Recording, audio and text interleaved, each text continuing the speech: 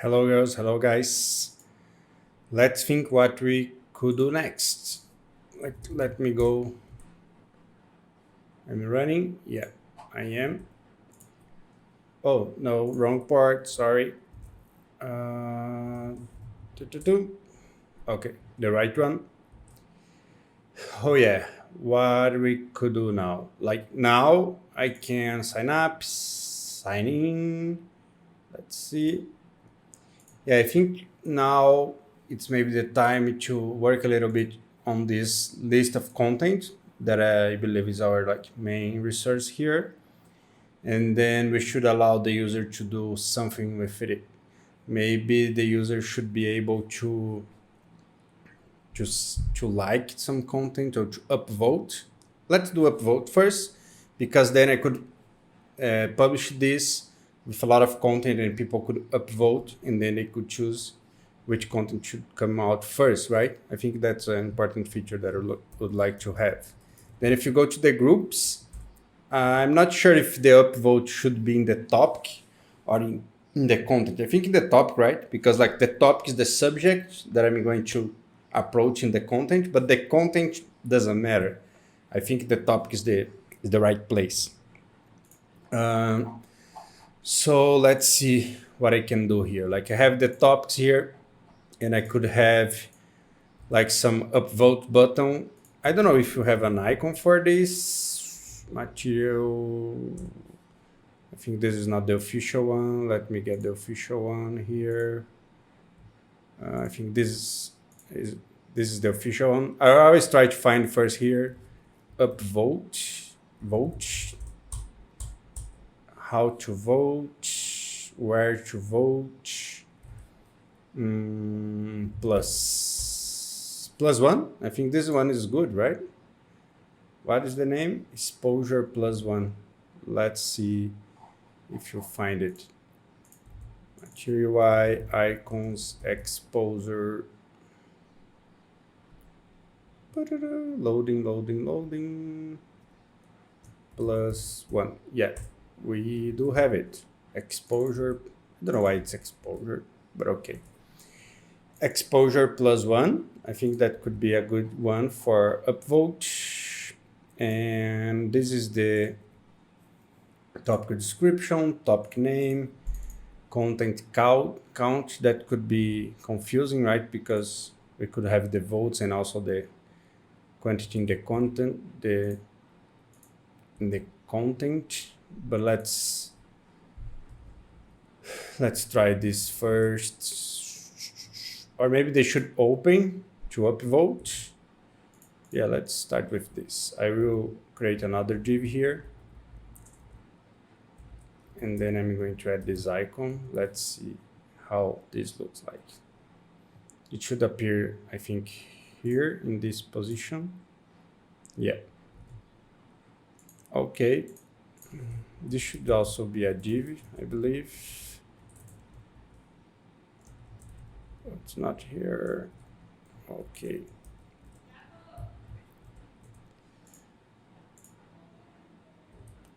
Okay, then I think I should use an icon button. Oh, I'm already using it. Yeah, icon button.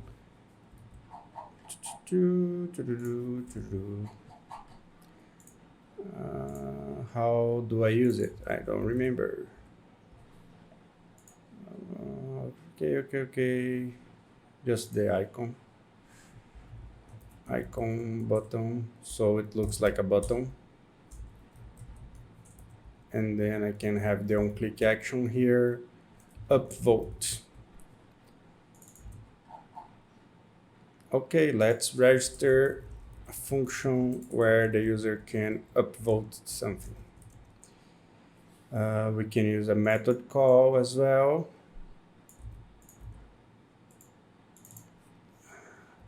Topic upvote. And I need to send the topic ID, right? Topic ID. Oh, I don't. Do I need the data back? Sure, I need probably the data from this topic back, or I can just refetch this data here. Let's extract this to refetch data. Oh, I don't know where this is coming from. Okay, refetch data. Oh, I have a typo here. I don't know. I'm not using this, then I prefer to have like this, refetch data. And we can also refetch data here as well. Okay, this refetch data is refetching the whole group. I don't need that, but I think this is good enough. I don't need to do this. Okay, error upvoting a topic. Okay, I think this looks good. Then I need to implement that. Let's go here to topic methods, and I will create a new one called topic upvote, topic ID. Then of course this, I think I would like to have two collections here. I would like to have one collection to store like who is upvoting my topics, topic users. So topics user, topic users. I'm going to be, I think this is good, topic users. Then I can have for each user, I can store information like about a specific topic on it. Then I could have like group user ID and also topic ID. I don't need this. Maybe I should have upvoted or just upvoted. Is upvote. Yeah, I think this is better. This guy is a boolean, this guy is a string. Okay, I don't think I need to count. Okay, persistable, I really don't remember. Okay, just a generic way. Okay, topic users, blah, blah, blah. Then what we should do, maybe we should use this collection to control the upvote action, right? Upvote. Then I can receive a topic ID and a user ID, and then I can implement the upvote side here. And on here, I can just get users collections, upvote, and topic ID, and this .user ID. If I don't have a user, I should not allow upvote. If this .user ID, if I don't have it, throw new meteor.error authorize it. Okay, I'm not going to allow this in the UI. I'm just doing this to avoid errors. If the user is able to get there, then at least the error is not in the collection level. Then, okay, these two guys will be always there, or we expect it to be always there. Then we can, I would like to do two things. First, I would like to also have an upvote count here. Then it's going to be easier to display this data. Upvote counts, upvotes count. Yeah. And also then we can do in the upvote action, we can do this as well. Then for this collection, I'm going to insert topic. I don't like to use upsert. Then I'm going to do a finding first. Count topic user, this dot find, and I'm going to use these two fields that I have. And then if I don't have a topic user, I am going to insert one. You should comment like if I'm thinking and I'm not explaining what I'm thinking, please put in the feedbacks, then I will try to explain better before I do, because I think I'm just doing and explaining, and maybe I should explain first and then I do it. But it's because I'm not thinking previously, then I need to think here while I'm doing. And then I think I select is upvote true. I always like to put is before the booleans because then it's very clear it's a boolean. And else this dot update. I know that upsert would do the same and I could do just this, but I really don't know why I don't like it. Like, it's too implicit for me. I prefer to be a little bit more verbose, but at least I know I have full control what I'm doing. But maybe that's the wrong decision, but I usually go like this. But I'm not saying like this is the only way to do or this is the best way to do, but it's the way that I prefer to do. Okay, the upvote can return this guy as well, updated. Yeah, this function could be also extracted, but I'm not going to do this now. It's a very simple function, but it could be like get by user. We could have something like this. This guy would be find one, and this one would be find ones as well. And we should have an index here, right? We should have an index. Maybe, I don't think I have a migrations. Later we can set a migration and then we can have an index. I think I should start to do some like to-dos in the code. I like to do like this. To do, create an index for topic and user ID, because this could be huge. I hope that how to create an app will be huge one day. Okay, find one, topic ID, user ID. Okay, and now I need to update the count that I just created here. Then I'm going to do this dot update, and I have, oh, not this, sorry, topics collections, update topic ID. And then I think we have this operator, right? Inc. Or it's inc one, or it's, I think it's like this. I think it's the opposite. But I can double check. Let's double check. MongoDB, inc. Again, we don't need to memorize everything because for me sometimes Mongo is confusing. Yeah, it was the first option. Yeah, I don't know. Maybe I need to study the internals of MongoDB, then it would be easier to understand. Should we have downvote? I don't think that downvote makes sense, but maybe what makes sense is undo upvote, right? Undo upvote, because the user can always click by mistake. Then we could do like, if this topic is not here, that's it, because it should not be the case.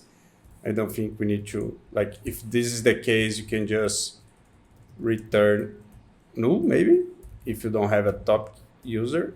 Like, I don't have this record here, and this user is not doing nothing. But this is just like a double check, because the UI should handle this case. When I'm just doing a double check, just to avoid any very weird error, I usually like to comment something, because other developer is going to read this code and maybe you think, oh, but how this is possible? But I know it's not possible. I'm just trying to double check here. And I usually avoid to double check things that are impossible. But I don't know, in this case, I feel it's right to double check it, because I need to, otherwise I'm going to get an error here, because now I need to get this data and change something. Okay, then I know that we have this, then I can just change. I can also use, maybe here I should use the ID, right? Because I know for sure that I have this record and this is going to be faster. Then I should do like this. And here I should be like, do like this as well. And then this is going to be false, or I can just unset. Let's unset, then we keep our collection, our document clear. And this is a little bit tricky, because here I'm just updating, but I don't think this is the right way to do it, because I'm not sure if two people clicking at the exactly same time, maybe we're going to have a problem. Then maybe it's better to just create another index later, to do like this dot find, and I can get all the users with this topic ID and is upvote true. And I can do a count here. I think this is going to be better, right? Okay, then I should set here, and I update this here, doing a count. Oh, I think I'm doing this wrong. Sorry, this should be here. Yeah, this should be here, and here should be true. Okay, and here should be the index.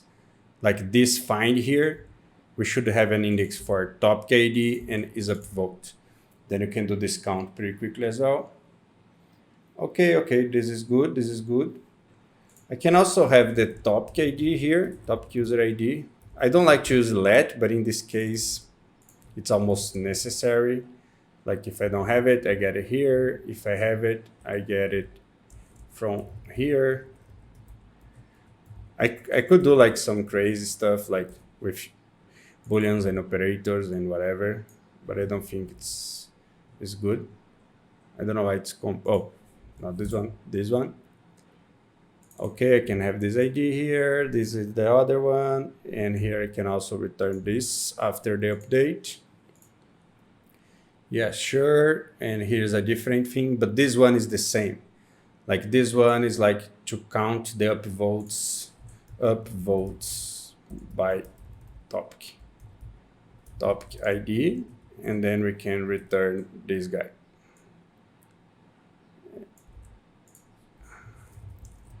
Yep, upvotes count.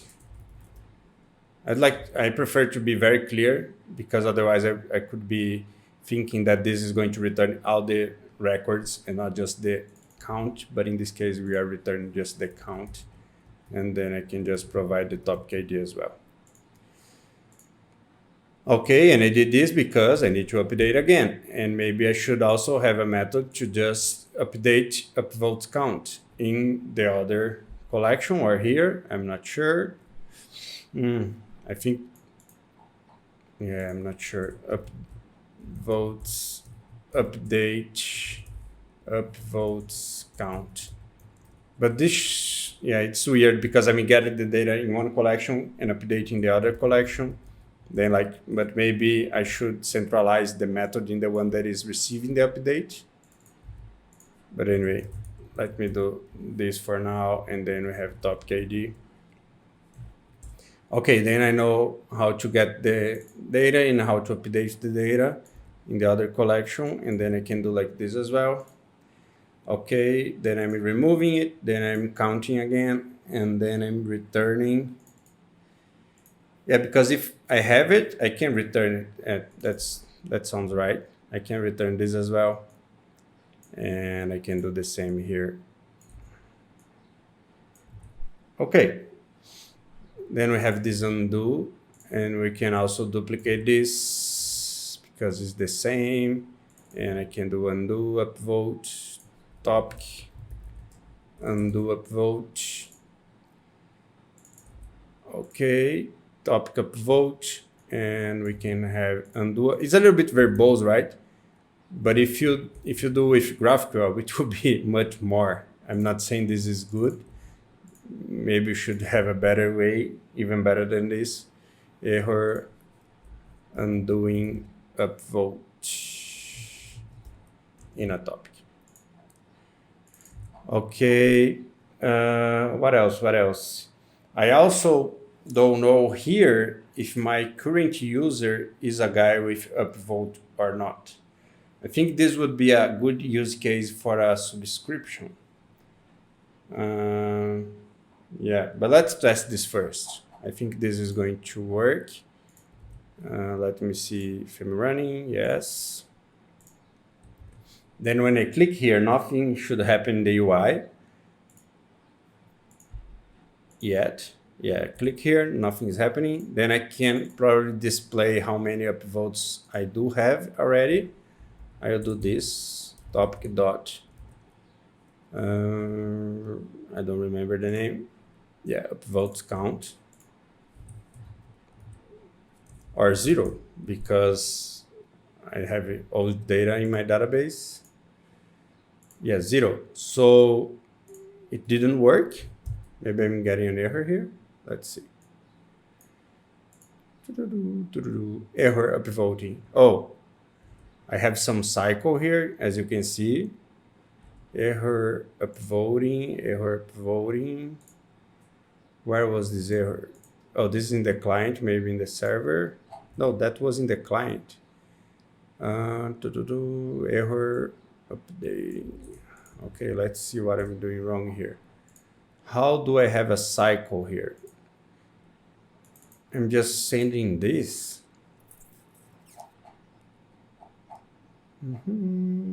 upvote.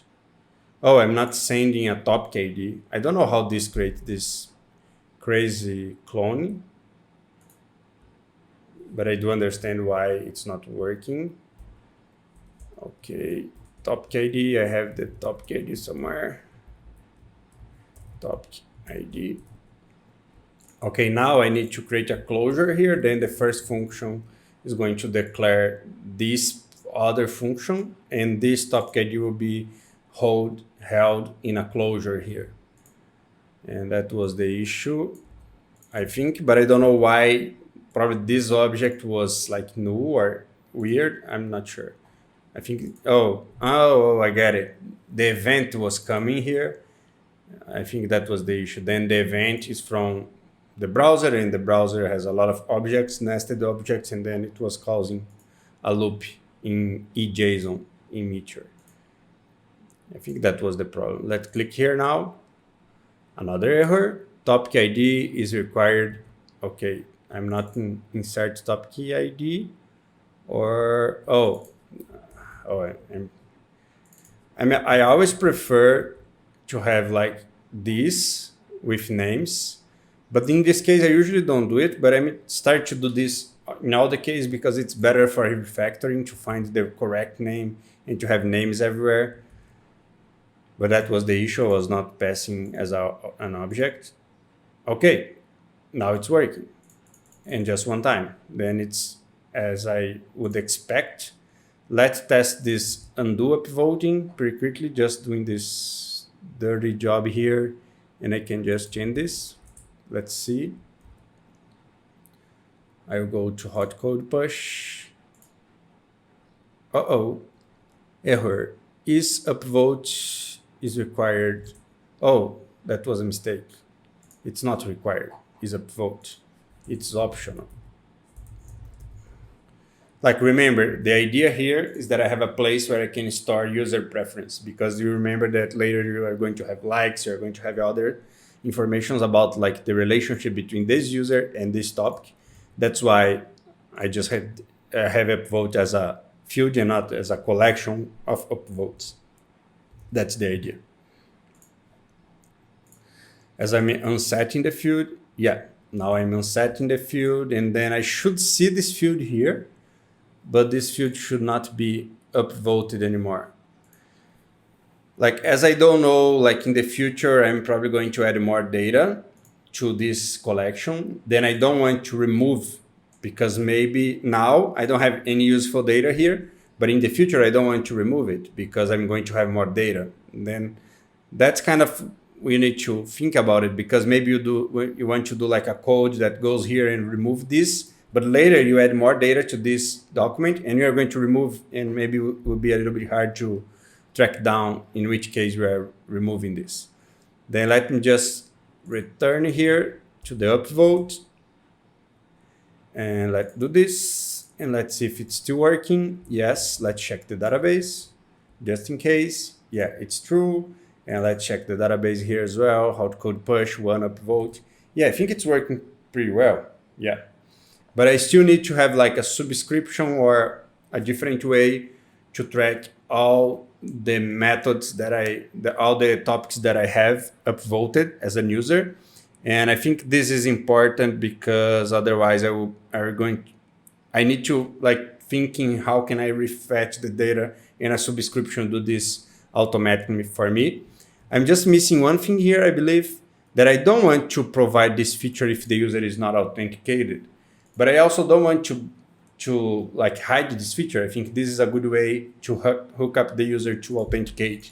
Then in the next video, we are going to do something here. When the user clicking the upvote and he's not authenticated, we are going to redirect him to a place where he can sign up. And that's the idea. Then I'm going to just add a comment here to do provide a way for unauthenticated, unlogged, it's better, right? Or anonymous, unlogged user to upvote, to register, to be able to upvote. That's the idea. I think the right name here would be anonymous. Anonymous, yeah. Okay, guys, that was the video. It's working. I'm not using this. This is going to produce a S-lint error, but you can do S-lint next line, ignore, disable next line, I think. S-lint disable next line. Let's do this together. Then we can learn together. Okay, includes topic users collection and upvote feature. As you are going to see, this is going to produce an async error, but I know I'm not using it because I'm not controlling if the user already voted or not. Then you're going to see here, but it's good to see the error because, oh, and you have more errors. Then like this is like the line 13. Oh, it was just a wrong import. This one was the error that I was expecting. And as I copy paste this collection, we also have wrong imports. Oh, I did something wrong. I don't know why it's trying to rerun. Yeah, it's not finding this file. Not sure why. Let me get this file here. I just copy and paste, and I think there are some parts here. Yeah. But the part that I was explaining is that now I can get the error here, no unused vars, and I can disable this S-lint rule just for this specific place. But I know I'm going to fix later. But even in this case that I know that I'm going to fix later, I prefer to always have a to-do. Fix later, fix. Yeah, fix is enough. Just the to-do to mark this. Usually, if I'm doing a project with more people, I have a task, and then I put the idea of the task that needs to fix this to-do here. Then everybody knows where to fix S-lint disable next line. I think that's the pattern, and then you can specify the error because maybe later we can introduce another error in this line, and I don't want to ignore. Let's see. If I am correct, yeah, I'm right. This is the way to ignore, but I don't want to ignore forever. Then I have a to-do in the top. The to-do is good because you can see like a list of your to-dos here. Okay, that's why I like it. And you can also put here to prevent you, or at least to warn you when you add new to-dos that are not solved yet. Okay, guys, that was it. See you in the next video where we are going to redirect the user to the sign up page if he's not logged in our system. Bye.